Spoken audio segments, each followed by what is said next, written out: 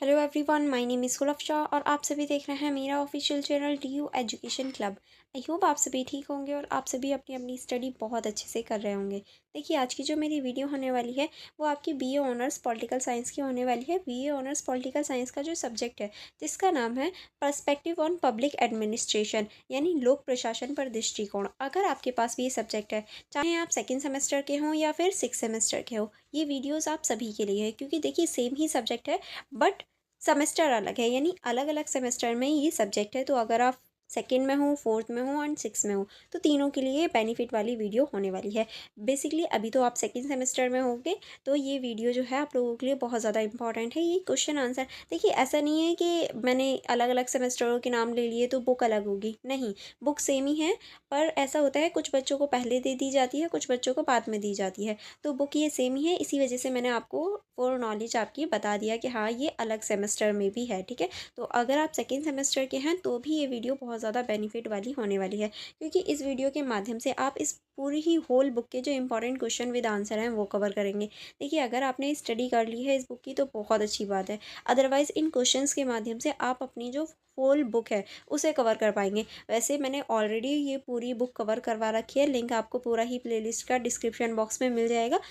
And अगर आपने अभी तक मेरी वीडियो को लाइक नहीं किया एंड मेरे यूट्यूब चैनल को सब्सक्राइब नहीं किया तो आप जल्दी से कर लीजिए, ताकि जो मेरी अपकमिंग वीडियोज़ हों आप उन्हें भी देख पाएँ। चलिए फिर स्टार्ट करेंगे हम लोग पहले क्वेश्चन से। पहला ही क्वेश्चन है हमारा, लोक प्रशासन की प्राचीन जड़ों की व्याख्या कीजिए। अब देखिए, अगर हम लोक प्रशासन की बात ही कर रहे हैं तो इसकी प्राचीन जो जड़ हैं, यानी जो लोक प्रशासन है वो प्राचीन टाइम में कैसा था, इसके बारे में भी तो पता होना चाहिए। तो इसकी जो स्टार्टिंग है या परिचय है उसमें आप इस तरह से लिखेंगे, लोक प्रशासन का इतिहास अत्यंत प्राचीन है, क्योंकि लोक प्रशासन जो है वो बहुत पुराना है। कितना पुराना है? मानव सभ्यता के बराबर। जितनी पुरानी हमारी मानव सभ्यता है उतना ही पुराना हमारा लोक प्रशासन है। समाज के संगठन, शासन की व्यवस्था, न्याय और व्यवस्था बनाए रखने के लिए प्रशासनिक प्रणाली की आवश्यकता हमेशा रही है। चाहे अभी का टाइम ले लो या प्राचीन टाइम ले लो, हमेशा जो समाज का संगठन है, शासन की व्यवस्था है, न्याय है, व्यवस्था बनाए रखने के लिए हमें शासन प्रणाली की आवश्यकता पड़ी ही है। प्राचीन भारत, चीन, मिस्र, यूनान और रोमन सभ्यताओं में प्रशासन के स्पष्ट संकेत मिलते हैं, यानी इन सभी जो सभ्यताएं हैं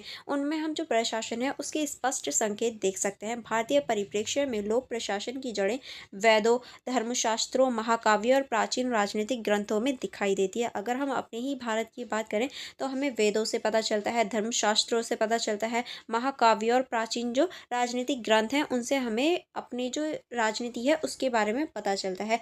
अब किस तरह से जो प्राचीन काल है उसमें लोक प्रशासन की जड़ें मजबूत हैं या जड़ें जुड़ी हुई हैं, तो इसको हम देखेंगे। पहले हम देखेंगे वैदिक काल, क्योंकि सबसे पुराने जो अवशेष मिले हैं वो हमें वैदिक काल के ही मिले हैं, तो सबसे पहले हम वैदिक काल को देखेंगे। वैदिक काल में आप लिखेंगे, वैदिक काल में जन, राष्ट्रीय और राजा की अवधारणा विकसित हुई, यानी वैदिक काल में जन होता था, राष्ट्र होते थे और राजा होते थे।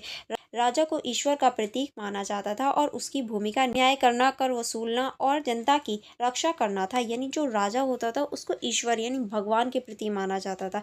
और राजा की जो भूमिका होती थी, यानी राजा का जो काम होता था वो न्याय देना, कर वसूलना और जनता की जो भलाई है या ये कहें जनता की जो सुरक्षा है वो प्रदान करना होता था। राजा के सहयोग के रूप में पुरोहित, सेनापति, ग्राम प्रमुख और अन्य अधिकारी कार्य करते थे। सभा और समिति जैसी संस्थाएं लोक सहभागिता के प्रारंभिक रूप थे, जो लोक प्रशासन के लोकतांत्रिक आधार की ओर संकेत करते हैं। यानी हम कह सकते हैं यहाँ पर जनता होती थी, सभा होती थी, समिति होती थी, ऐसी चीज़ें मौजूद थी, जो कि हम कह सकते हैं कि ये लोक प्रशासन की ओर एक तरह से संकेत देती हैं कि आगे चल के लोक प्रशासन बन जाएगा, ठीक है। अब हम देखेंगे महाकाव्य काल और धर्मशास्त्र। किस तरह से हमें महाकाव्य काल और धर्मशास्त्र से पता चलता है, इसमें हम देखेंगे रामायण और महाभारत जैसे महाकाव्य ग्रंथों में प्रशासनिक ढांचे का वर्णन मिलता है। यानी अगर हम रामायण की बात करें या महाभारत की बात करें तो इनमें भी जो प्रशासनिक ढांचा है उसको हम देख सकते हैं। उदाहरण के लिए राम राज्य को आदर्श शासन व्यवस्था माना गया है, यानी जो राम राज्य है उसको आदर्श शासन व्यवस्था मानी गई है, क्योंकि राम राज्य जो है वो सबसे अच्छा राज्य माना जाता जाता था, यानी राम का जो राज्य था, जहाँ राजा न्यायप्रिय, उत्तरदायी और कल्याणकारी होते थे। धर्मशास्त्रों में प्रशासन, दंड नीति, न्याय व्यवस्था और सामाजिक कल्याण की विस्तृत निर्देश मिलते हैं। यानी देखिए जो राजा होता था वो न्यायप्रिय होता था, और जो उत्तरदायी होते थे, जन कल्याण वाली जो नीतियाँ होती थी वो राजा करता था, और राजा को दंड नीति, न्याय व्यवस्था और जो सामाजिक नियंत्रण है, इस सभी की जो नीतियाँ होती थी वो बहुत अच्छी बनाई जाती थी राजा द्वारा। ठीक है, नेक्स्ट अब हम देखेंगे मनुस्मृति में प्रशासनिक कार्यकर्ता कार्यव्रतों, दंड विधान, न्याय व्यवस्था तथा राज्य के विभिन्न अंगों का वर्णन मिलता है। यानी अगर हम मनुस्मृति की देखें, जो जो ऋषि मनु द्वारा लिखी गई है,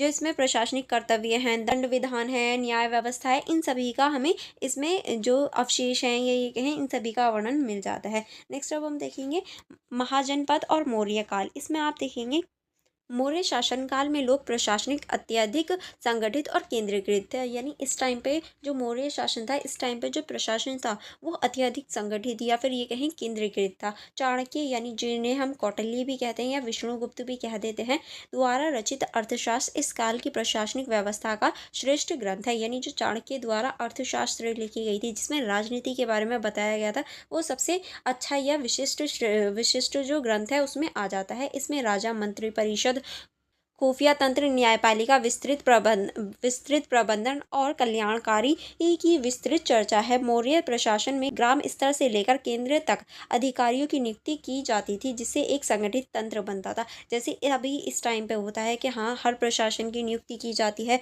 हर स्टेट या हर जगह का कोई ना कोई जो अधिकारी होता है वो बनाया जाता है। ऐसे ही मौर्य काल में भी बनाया जाता था, यानी ग्राम स्तर से बनाना शुरू करते थे। ठीक है, अब आगे चलेंगे। आगे अब हम देखेंगे गुप्त काल और उत्तरकालीन भारत। इसमें आप लिखेंगे गुप्त काल में प्रशासनिक तुलना के रूप में विकेंद्रीकृत था।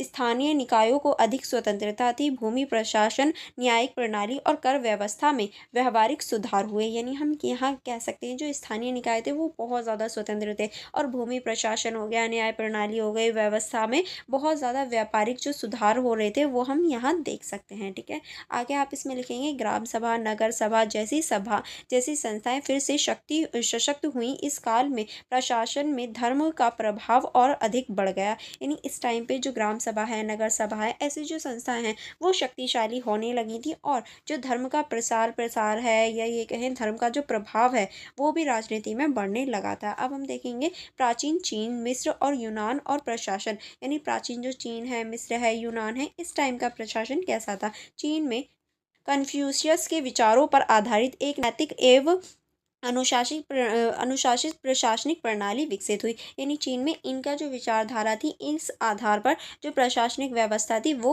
विकसित हुई थी। अगर हम मिस्र की बात करें तो मिस्र में फ़िरौन के अधीन केंद्रीकृत प्रशासन था, जिसमें कर संग्रह, कृषि प्रबंधन और धार्मिक कार्यकुशलता थी। यानी फ़िरौन के अधीन ही जो कर संग्रहण है, कृषि है और जो धार्मिक चीज़ें हैं वो सभी फ़िरौन के अंडर आती थी। अगर हम यूनान की बात करें तो यूनान में नगर राज्य आधारित प्रशासन था, और लोकतंत्र की अवधारणा ने जन्म लिया। प्लेटो और अरस्तु जैसे विचारकों ने राज्य और प्रशासन पर गहन चिंतन किया। यानी अगर हम यूनान की बात करें तो नगर आधारित प्रशासन जो था और जो लोकतांत्रिक जो अवधारणा थी उनको जन्म दे रहा था। ठीक है, और यहाँ अरस्तु, प्लेटो जैसे जो विचारक हैं उनका भी जन्म हुआ था। ठीक है, चलिए आगे बढ़ेंगे। आगे हम देखेंगे इस क्वेश्चन का निष्कर्ष को देख लेते हैं। निष्कर्ष में आप लिखेंगे लोक प्रशासन की प्राचीन जड़ें यह स्पष्ट करती हैं कि प्रशासन केवल आधुनिक राज्य की आवश्यकता नहीं, बल्कि यह सभ्यता के प्रारंभिक काल से ही समाज का एक अभिन्न अंग रहा है। यानी हम इन सभी के आधार पर कह सकते हैं कि जो प्रशासन है वो अभी के लिए इम्पॉर्टेंट नहीं है, बल्कि हमारे प्राचीन जो समाज रहा है उसके लिए भी बहुत ज़्यादा इम्पॉर्टेंट रहा है।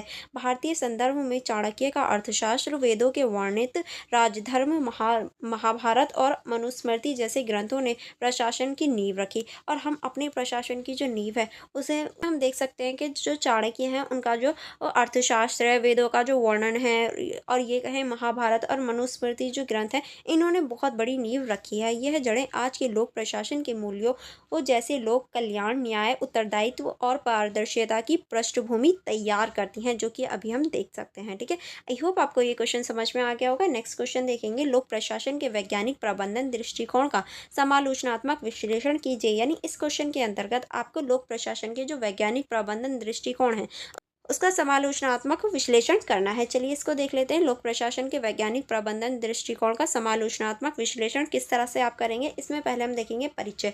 परिचय में आप लिखेंगे वैज्ञानिक प्रबंधन दृष्टिकोण 20वीं सदी की शुरुआत में लोक प्रशासन में एक क्रांति परिवर्तन लेकर आया। यानी ये जो दृष्टिकोण है ये 20वीं शताब्दी में आया था, वो भी एक क्रांति परिवर्तन के साथ। इस दृष्टिकोण के जनक फ्रेडरिक विस्लो टेलर यानी FW टेलर माने जाते हैं। इन्होंने प्रशासन को विज्ञान की दृष्टि से समझने और उसे अधिक कुशल, प्रभावशाली और उत्पादक बनाने पर बल दिया था। यह दृष्टिकोण प्रशासनिक कार्यों को तार्किक, मापन योग्य और दक्षता आधारित बनाने का प्रयास करता है। यानी ये जो है ये प्रशासन को तार्किक और मापन जो योग्य है, दक्षता आधारित जो वो चीज़ें हैं उन पर आधारित करने या फिर उसे इस तरह से ढालने में मदद करता है। अब हम देखेंगे वैज्ञानिक प्रबंधन दृष्टिकोण की मुख्य जो विशेषताएं हैं। अगर हम इस दृष्टिकोण की विशेषताओं की बात करें तो पहला हम देखेंगे कार्य का वैज्ञानिक अध्ययन। किस तरह से जो कार्य है उसका वैज्ञानिक अध्ययन होता है। इसमें आप लिखेंगे प्रत्येक कार्य को वैज्ञानिक तरीके से विश्लेषित किया जाए ताकि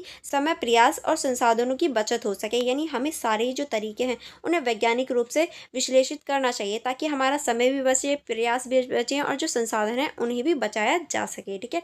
नेक्स्ट अब हम देखेंगे कार्य विभाजन और विशेषज्ञता। श्रमिकों और अधिकारियों के कार्य स्पष्ट रूप से विभाजित हो जिससे दक्षता और उत्पादन में वृद्धि हो। क्योंकि अगर कार्य का विभाजन अच्छे से नहीं होगा तो कार्य जो है वो मिसमैच हो जाएगा, या ये कहें इस कार्य में एक तरह से कन्फ्यूजन क्रिएट हो जाएगी। इसीलिए जो कार्य है उसका विभाजन अच्छे से होना ज़रूरी है। ठीक है। नेक्स्ट टाइम हम देखेंगे सर्वोत्तम तरीका। किस तरह से किसी भी कार्य को करने का एक सबसे अच्छा तरीका खोजा जाए जिससे सभी अपनाएं। यानी जो भी बेस्ट वे है किसी भी कार्य को करने का, या बेस्ट तरीका है उसको खोजना और सभी उसे फॉलो करें ताकि जो कार्य है वो अच्छे तरीके से हो पाए। नेक्स्ट आप इसमें लिखेंगे प्रशिक्षित और मानवीकरण। किस तरह से कर्मचारियों को विशेष प्रशिक्षित किया जाए और सभी प्रक्रियाएं मानवीकृत हों। यानी जो भी कार्य कर रहा है उसे हमें प्रशिक्षित करना चाहिए, उसे हमें बताना चाहिए, ट्रेनिंग देनी चाहिए पहले। ठीक है, ताकि वो उस कार्य को अच्छे से कर पाए। नेक्स्ट अब हम देखेंगे और प्रश्रमिक प्रणाली। किस तरह से, इसमें आप लिखेंगे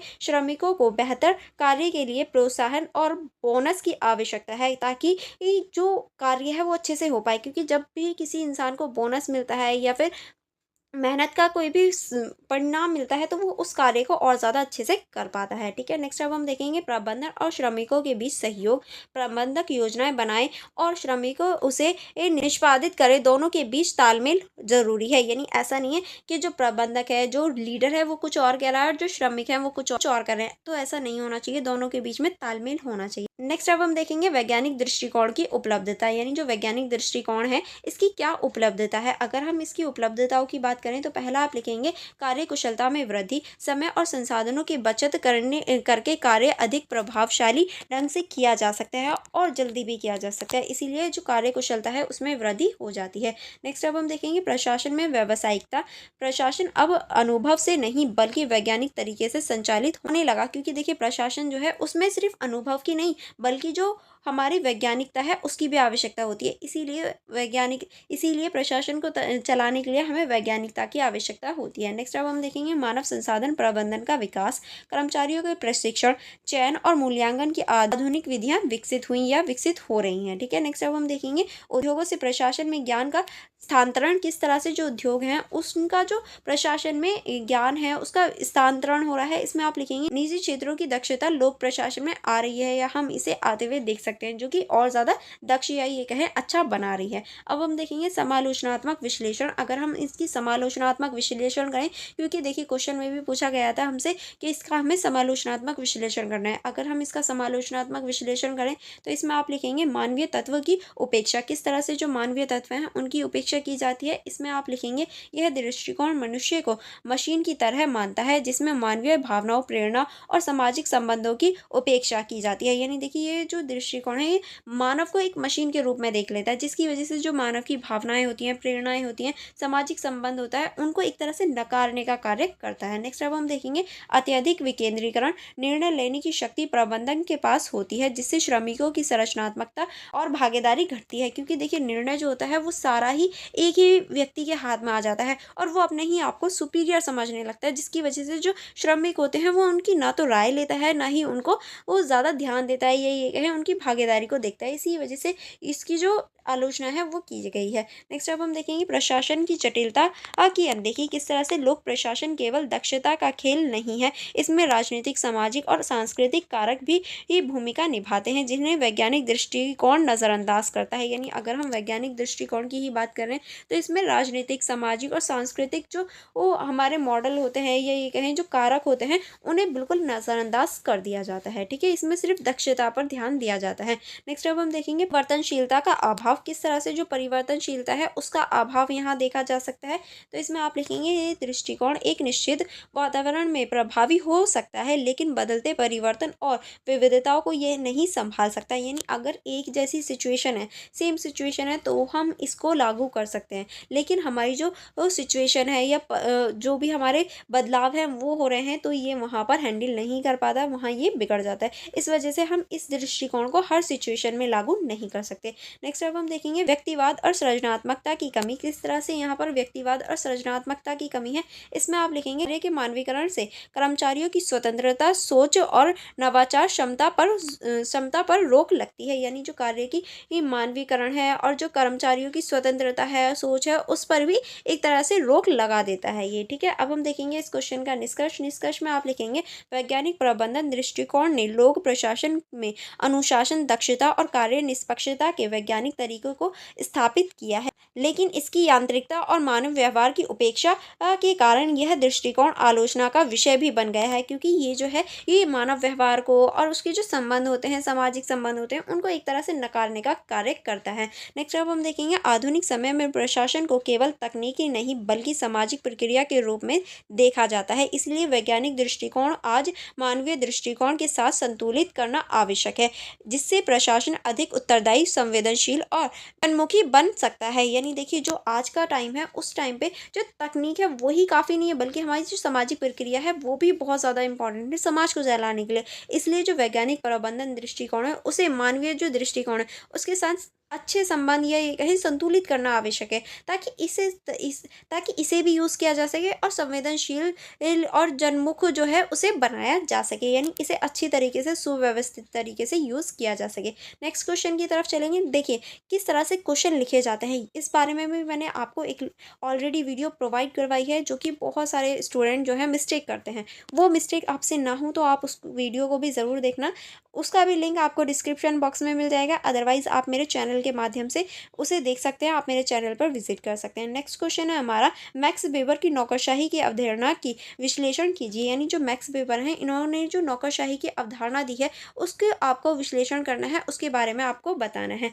तो चलिए देखेंगे परिचय से। परिचय में आप लिखेंगे मैक्स वेबर एक जर्मन समाजशास्त्री ने नौकरशाही को आधुनिक संगठन संरचना का अनिवार्य अंग माना। उन्होंने इसे समाज में अधिकार और सत्ता के औपचारिक एवं कानूनी रूप में देखा है। वेबर की नौकरशाही की अवधारणा प्रशासन के क्षेत्र में एक क्रांतिकारी विचार रही, क्योंकि देखिए इनकी जो नौकरशाही सिद्धांत आया था उस टाइम पे इस सिद्धांत ने बहुत ज़्यादा क्रांतिकारी एक माहौल बना दिया था, जिससे लोक प्रशासन को वैज्ञानिक और संगठित दिशा दी। और इसी की वजह से जो लोक प्रशासन है उसमें वैज्ञानिक और संगठित इनकी जो दिशा है वो प्रदान हुई थी। ठीक है, चलिए आगे बढ़ेंगे। आगे हम देखेंगे नौकरशाही की वेबेरियन अवधारणा। किस तरह से वेबर ने नौकरशाही को कानूनी तर्कसंगत अधिकार का प्रसार माना। यानी इनके अनुसार जो नौकरशाही है वो कानूनी तर्कसंगत का एक अधिकार का प्रसार है। इनके अनुसार नौकरशाही सबसे अधिक कुशल, स्थिर और निष्पक्ष प्रशासनिक प्रणाली है। जिन्होंने नौकरशाही की स्पष्ट विशेषताएं निर्धारित की, जो एक आदर्श प्रणाली के रूप में जानी जाती हैं।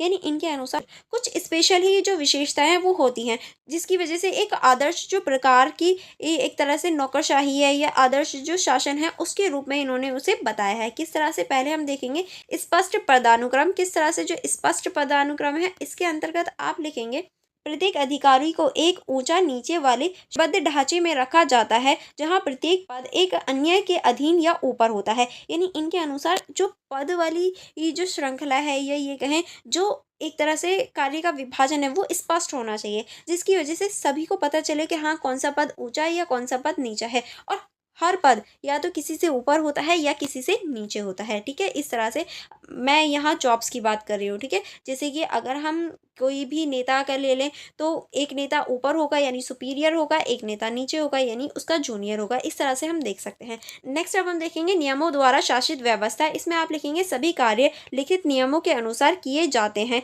जिसमें जिसमें सामान्यता, निष्पक्षता और पारदर्शिता सुनिश्चित होती है, जिसकी वजह से सारे जो लिखित होते हैं उसमें हम सामान्यता, निष्पक्षता और जो पारदर्शिता है उसे देख सकते हैं। ऐसा नहीं है कि जो वो चीज़ें हैं उनमें हेरफेर हो जाए। नेक्स्ट अब हम देखेंगे कार्य का विभाजन। प्रत्येक अधिकारी का कार्य क्षेत्र स्पष्ट रूप से निर्धारित होता है, जिसे विशेषज्ञता विशेषज्ञता और दक्षता बढ़ती है। कि जो सभी कर्मचारी होते हैं उनका जो कार्य है वो स्पष्ट रूप से विभाजित होता है या स्पष्ट रूप से उन्हें बताया जाता है, ताकि जो उनकी विशेषज्ञता है या दक्षता है वो बढ़े। ऐसा नहीं है वो कन्फ्यूजन में ही रहे कि हमें करना क्या है। सभी के पद और सभी का जो कार्य है वो विभाजित होता है। नेक्स्ट अब हम देखेंगे लिखित अभिलेख। इसमें आप लिखेंगे प्रत्येक निर्णय और प्रक्रिया का लिखित रिकॉर्ड रखा जाता है, जिससे उत्तरदायित्व और स्थापत्य बना रहता है, ताकि सारी चीज़ें जो है उत्तरदायित्व या फिर कोई भी अगर नया इंसान वहाँ पर उस पोस्ट पे आता है तो उसे पता होना चाहिए कि क्या चीज़ हुई है। इसीलिए सारी चीज़ें जो है वो लिखित रिकॉर्ड में रखी जाती है। नेक्स्ट अब हम देखेंगे योग्यता पर आधारित चयन।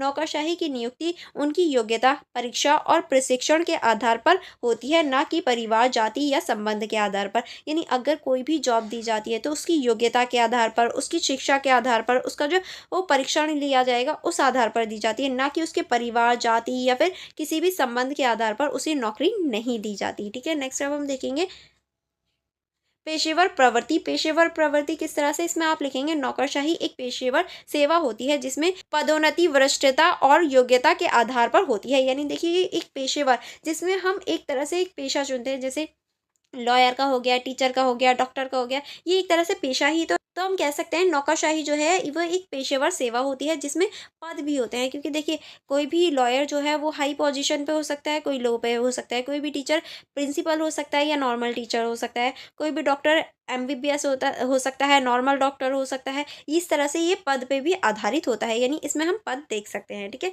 चलिए आगे बढ़ेंगे। आगे अब हम देखेंगे बेवर की नौकरशाही का महत्व, यानी जो बेवर हैं इनकी जो नौकरशाही है इसका क्या महत्व है। व्यवस्था और अनुशासन की स्थापना किस तरह से कार्य का नियमितीकरण नौकरशाही को सुचारू रूप से संचालित करने में सहायक होता है। यानी जो कार्य है उसका नियमितीकरण होता है, जिसकी वजह से जो नौकरशाही है उसे हम सुचारू रूप से करता हुआ या फिर होता हुआ देख सकते हैं। नेक्स्ट अब हम देखेंगे दक्षता और विशेषज्ञता।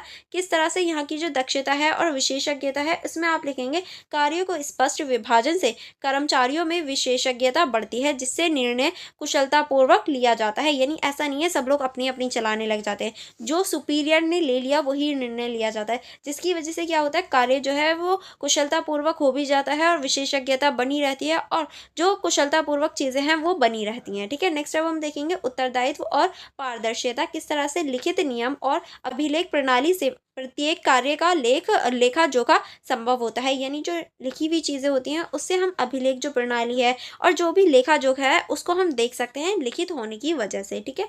नेक्स्ट अब हम देखेंगे राजनीतिक हस्तक्षेप में कमी। किस तरह से नियम आधारित प्रणाली होने के कारण निर्णय राजनीतिक दबाव से मुक्त होती हैं। ऐसा नहीं है कि यहाँ पर हम राजनीतिक दबाव देख सकते हैं, नहीं, ये सारी चीज़ें राजनीतिक दबाव से दूर रहती हैं, ठीक है। नेक्स्ट अब हम देखेंगे नौकरशाही की आलोचना, समालोचनात्मक विश्लेषण। यानी इस क्वेश्चन में भी समालोचनात्मक विश्लेषण पूछा गया था, तो हम नौकरशाही की जो आलोचना बोल लो या फिर समालोचनात्मक विश्लेषण बोल लो, ठीक है। तो इसमें हम लेके देखेंगे अपने पहला आप लिखेंगे लचीलेपन और नवाचार की कमी। किस तरह से अत्यधिक नवबोधता के कारण रचनात्मकता और तात्कालीन निर्णय लेने की क्षमता कम होती है। यानी यहाँ पर बहुत ज़्यादा बोध या फिर ऐसी चीज़ें देख सकते हैं, या रचनात्मकता या फिर तत्कालीन जो निर्णय है उनकी जो कमी है, दक्षता है, वो हम यहाँ देख सकते हैं। ऐसा नहीं है कोई भी प्रॉब्लम हुई तो डायरेक्ट हमने उसका सोल्यूशन ले लिया या फिर सोल्यूशन दे दिया, ऐसा नहीं होता यहाँ, ठीक है।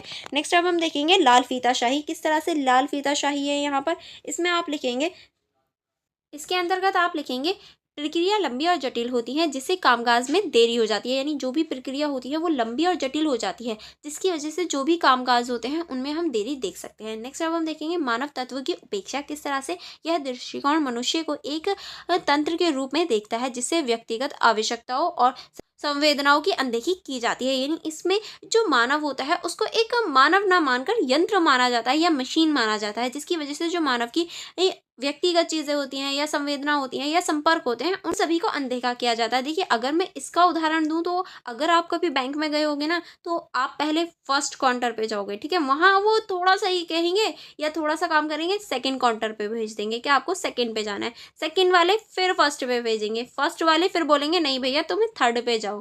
थर्ड वाले बोलेंगे नहीं तुम्हारा तो काम सेकंड पे होगा, ठीक है? इस तरह से बहुत ज़्यादा देरी करते हैं। आपने भी ये चीज़ कभी ना कभी फेस ज़रूर की होगी, क्योंकि मैंने भी की है। ये लाल फीताशाही में हम देख सकते हैं, ठीक है? चलिए आगे बढ़ेंगे और आप मुझे बताना क्या आपने भी फेस किया है या नहीं, ठीक है? चलिए नेक्स्ट की तरफ देखेंगे। नेक्स्ट है हमारा निजी हितों की सेवा। किस तरह से कई बार नौकरशाही नियमों का उपयोग अपने स्वार्थ के लिए करने लगती है, जिसमें भ्रष्टाचार और निर्णयता बढ़ जाती है। यानी देखिए, जो लाल फीताशाही है या नौकरशाही है, उसमें हम जो निजी स्वार्थ होता है वो कभी कभी बढ़ता हुआ देख सकते हैं, जिसकी वजह से वो चीज़ भ्रष्टाचार में बदल जाती है। क्योंकि अगर कहीं भी स्वार्थ या ये कहें निजी जो स्वार्थ होता है वो बढ़ने लगता है, तो वहाँ हम भ्रष्टाचार वाली जो चीज़ें हैं वो देख पाते हैं, ठीक है?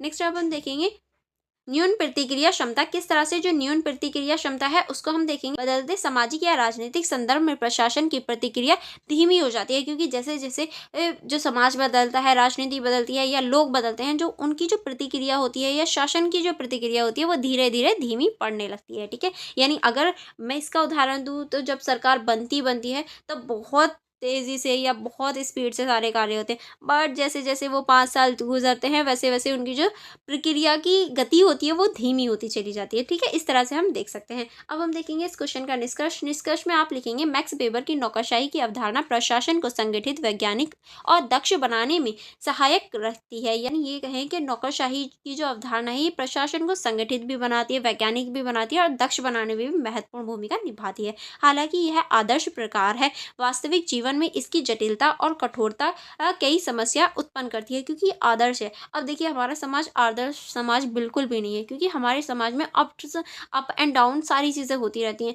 कोई जो तबका है वो बहुत अमीर है, बहुत सारी चीज़ें हैं, कोई तबका इतना गरीब है कि उसके पास कुछ नहीं है। तो इस वजह से हमारा समाज, हम ये नहीं कह सकते कि आदर्श समाज है। इस वजह से ये जो है ये वास्तविकता में जब हम इसे लागू करते हैं ना, बहुत सारी समस्याओं का सामना करना पड़ता है। आज के प्रशासन में वेबर की नौकरशाही को मानवीय उत्तरदायित्व और लचीले बनाने की आवश्यकता है, क्योंकि आज का जो समय है उसमें हम बहुत ज़्यादा ऊंच नीच या फिर ये कहें बहुत ज़्यादा डिफरेंसेस देख सकते हैं। इसीलिए जो नौकरशाही है उसमें हम मानवीय जो उत्तरदायित्व है या फिर ये कहें जो लचीलापन है उसकी आवश्यकता है, ताकि हम इसका यूज़ कर सकें। अगर हम एज इट इज़ इसको यूज़ करना चाहें, जैसे इन्होंने दिए है नौकरशाही का सिद्धांत, उसको हम नहीं यूज़ कर सकते एक्चुअल लाइफ में, क्योंकि एक्चुअल लाइफ में जो ह्यूमंस होते हैं उनकी खुद की लाइफ होती है, खुद की फीलिंग्स होती हैं, उनके संबंध होते हैं, तो हम उन्हें मशीन की तरह ट्रीट नहीं कर सकते, ठीक है? तो इस तरह से इनमें थोड़ा सा लचीलेपन की आवश्यकता है, जिससे ये जन कल्याण के वास्तविक उद्देश्यों को पूरा कर सके। और हम जो इसमें चेंजेस करेंगे, जो हम लचीलेपन में या फिर थोड़े से चेंजेस करेंगे, उसकी वजह से क्या होगा, जो जन कल्याण के जो वास्तविक मुद्दे होते हैं या जो समस्याएं होती हैं हम उनको पूरा कर पाएंगे या फिर उनका सोल्यूशन ढूंढ पाएंगे, ठीक है? आई होप आपको यहाँ तक सारे क्वेश्चन समझ में आ गए होंगे। देखिए, हमारा जो नेक्स्ट क्वेश्चन है वो है हमारा हार्टन प्रयोग तथा मानव संबंधी सिद्धांत की चर्चा कीजिए। यानी इस क्वेश्चन के अंतर्गत आप लोगों को हार्टन प्रयोग और मानव संबंधी जो सिद्धांत है उनकी चर्चा करनी है, उनके बारे में बताना है। तो सबसे पहले हम देखेंगे परिचय से, यानी हम लोग परिचय से स्टार्ट करेंगे। तो परिचय में आप लिखेंगे 20वीं शताब्दी के प्रारंभ में जब प्रशासनिक प्रणाली पर वैज्ञानिक प्रबंधन दृष्टिकोण का प्रभाव था, तब कर्मचारियों को केवल उत्पादकता बढ़ाने के औजार के रूप में देखा जाता था। यानी जो वैज्ञानिक प्रबंधन दृष्टिकोण है, जिसके बारे में हमने लास्ट वीडियो में भी देखा था, जो कि मजदूरों या फिर जो भी कर्मचारी होते हैं उन्हें एक तरह से मशीन के रूप में देखते हैं, औजार बनाने की ये जो मशीनें होती हैं उनके रूप में देखते हैं। लेकिन 1924 से 1932 के बीच अमेरिका के वेस्टर्न इलेक्ट्रिक कंपनी के हार्थन प्लांट में हुई प्रयोगों ने यह दृष्टिकोण बदल दिया। इन प्रयोगों से यह सिद्ध हुआ कि श्रमिकों की उत्पादकता केवल भौतिक परिस्थितियों पर नहीं बल्कि सामाजिक और वैज्ञानिक कारकों पर भी निर्भर करती हैं।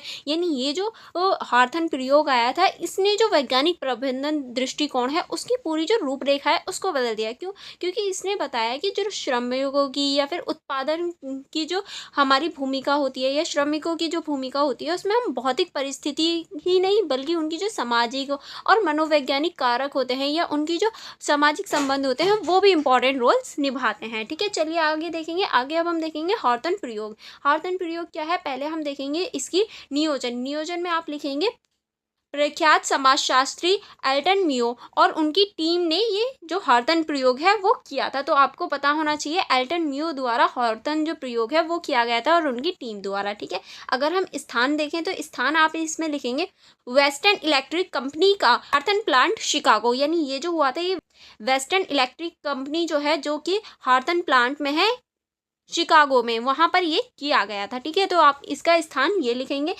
एंड अगर हम इसके प्रयोग का उद्देश्य देखें तो इसमें आप लिखेंगे यह जनता की काम की परिस्थिति जैसे रोशनी, आराम, काम के घंटे कर्मचारियों की उत्पादकता को कैसे प्रभावित करता है। यानी हॉर्तन प्रयोग में रोशनी पर देखा गया कि अगर रोशनी कम या ज़्यादा की जाए, जो उत्पादकता है उसमें कोई भी चेंजेस होते हैं या नहीं, यानी जो मटेरियल बन रहा है उसमें चेंजेस, बढ़ोतरी होती है या नहीं। और अगर आराम के घंटे बढ़ा दिए जाएँ या फिर जो काम के घंटे हैं वो कम किए जाएँ तो उत्पादकता में बढ़ोतरी होगी या कमी होगी, इस बात पर यह प्रयोग किया गया था। अब हम देखेंगे प्रमुख प्रयोग और निष्कर्ष। यानी जो प्रमुख प्रयोग हुए और निष्कर्ष निकले तो इसमें आप लिखेंगे रोशनी प्रयोग। रोशनी प्रयोग सबसे पहला प्रयोग था इसमें, तो पहला आप लिखेंगे इसमें प्रकाश की मात्रा बढ़ने या घटने पर भी कर्मचारियों की उत्पादकता में वृद्धि हुई। यानी देखिए अगर प्रकाश जो है उसकी मात्रा बढ़ती है या घटती है तो कर्मचारी जो होते हैं उनकी जो उत्पादकता है उसमें वृद्धि या फिर घटाव हो सकता है। यानी हम इसका जो प्रभाव होता है वो हम देख सकते हैं।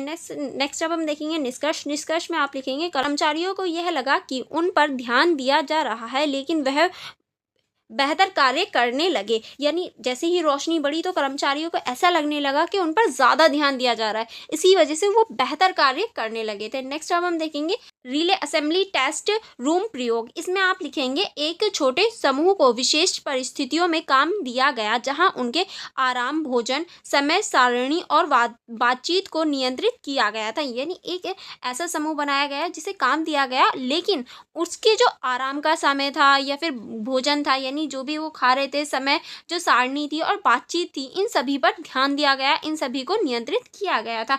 और इसका जो निष्कर्ष निकला वो था हमारा सामाजिक संबंध, समूह भावना और आत्मसम्मान उत्पादकता को अधिक प्रभावित करता है। यानी इसके निष्कर्ष में हम कह सकते हैं जो समूह संबंध होते हैं, समूह भावना होती है और जो आत्मसम्मान वाली जो चीज़ होती है वो भी उत्पादकता को प्रभावित करती है। नेक्स्ट है हमारा इंटरव्यू प्रोग्राम, जिसमें हम कह सकते हैं कि लगभग 20,000 कर्मचारियों का साक्षात्कार लिया गया था। यानी इसमें 20,000 जो कर्मचारी थे उनका साक्षात्कार लिया गया और इसका निष्कर्ष निकला कर्मचारी केवल पैसे के लिए नहीं बल्कि सम्मान, सहयोग और पहचान के लिए भी कार्य करते हैं। यानी हर व्यक्ति जो है वो कभी भी पैसे के लिए नहीं कार्य करता। कुछ व्यक्ति ऐसे होते हैं कि हाँ पैसे के लिए कार्य करते हैं, बट हर व्यक्ति पैसे के लिए काम करे ये ज़रूरी नहीं है, क्योंकि कुछ व्यक्ति सम्मान के लिए, सहयोग के लिए या फिर अपनी पहचान बनाने के लिए भी कार्य करते हैं। ठीक है, इस तरह से हम इनका जो निष्कर्ष है वो देख सकते हैं। नेक्स्ट जो था वो था हमारा बैंक वायरस रूम प्रयोग। इसमें जो प्रयोग किया गया था इसमें आप लिखेंगे इसमें पाया गया कि अनौपचारिक समूह कार्य की गति और व्यवहार को नियंत्रित कर सकता है। यानी जो अनौपचारिक समूह होते हैं वो कार्य की जो गति है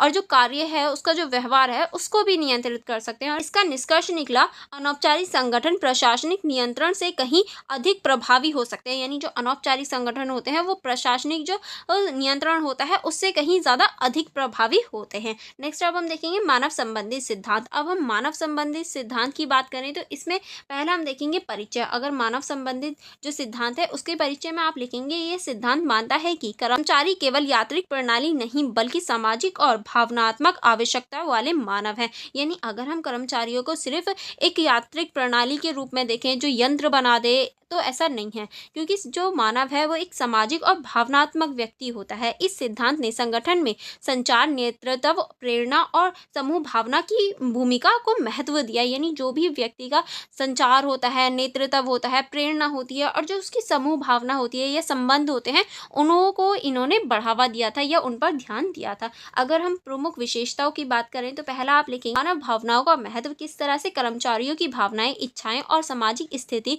कार्य कुशलता को प्रभावित करती हैं, क्योंकि अगर व्यक्ति की भावना है, इच्छा है उस कार्य को करने की, या उसे उसकी जो सामाजिक स्थिति है वो बढ़ती है, तो वो उस कार्य को बहुत अच्छे से करता है, प्रभावी रूप से करता है। नेक्स्ट अब हम देखेंगे नेतृत्व और सहभागिता। प्रबंधकों को नेतृत्व और प्रेरित नेतृत्व देना चाहिए, जिससे कर्मचारी आत्मीयता से कार्य करें, आत्मीयता से कार्य करें। यानी जो भी प्रबंधक है, जो भी लीडर है, उसे अपने जो सहकारी हैं या अपने जो कर्मचारी हैं उनका जो नेतृत्व है वो अच्छे से करना चाहिए, और उनकी जो आत्मविश्वास है उसे बढ़ाना चाहिए, ताकि वो उस कार्य को अच्छे से कर सकें। नेक्स्ट अब हम देखेंगे अनौपचारिक समूह की भूमिका। इसमें आप लिखेंगे कर्मचारियों के बीच अनौपचारिक संबंध कार्य की दिशा और गति को प्रभावित करना चाहिए। ऐसा नहीं है कि जो औपचारिक चीज़ें हैं बस वही रहें, अनौपचारिक संबंध भी होने चाहिए, थोड़े से फ्रेंडली भी होने चाहिए, ताकि जो कर्मचारी हैं वो अपने खुलकर कार्य कर पाएँ और जो अपनी गतिविधि है उसको दिखा पाएँ, अपने जो अंदर का टैलेंट है उसको बाहर निकाल पाएँ। ठीक है, नेक्स्ट अब हम देखेंगे प्रेरणा के विविध स्रोत। किस तरह से केवल वित्तीय लाभ नहीं बल्कि पहचान, सम्मान और सामूहिक पहचान भी कार्य के लिए प्रेरित होते हैं। क्योंकि मैंने अभी बताया कि हर व्यक्ति सिर्फ पैसे के लिए कार्य नहीं करता, बल्कि उसकी जो पहचान होती है, सम्मान होती है और सामूहिक जो पहचान होती है, जो कि हम पूरी सोसाइटी में अपनी पहचान बनाना चाहते हैं, अपनी कुछ इमेज बनाना चाहते हैं, उसके लिए भी बहुत सारे लोग ऐसे कार्य करते हैं। ठीक है, नेक्स्ट अब हम देखेंगे संचार का महत्व। संचार का क्या महत्व है? खुले और प्रभावी संचार कर्मचारियों में विश्वास और सहभागिता को बढ़ाते हैं, क्योंकि अगर खुला और प्रभावी संचार हो, सही से संचार हो, तो विश्वास्यता और जो सहभागिता है वो भी बढ़ती हुई हम देख सकते हैं। अगर संदेश ही स्पष्ट ना हो, अगर बातचीत ही स्पष्ट ना हो कि हाँ क्या काम करना है वही पता ना हो, तो काम कैसे सही होगा। इसीलिए जो संचार है वो भी बेहतर होना आवश्यक है। नेक्स्ट अब हम देखेंगे महत्व और प्रभाव, यानी इसका जो महत्व है और इसका जो प्रभाव है वो क्या है। तो इसमें आप लिखेंगे प्रशासन में मानवीय दृष्टिकोण की शुरुआत। किस तरह से? इसमें आप लिखेंगे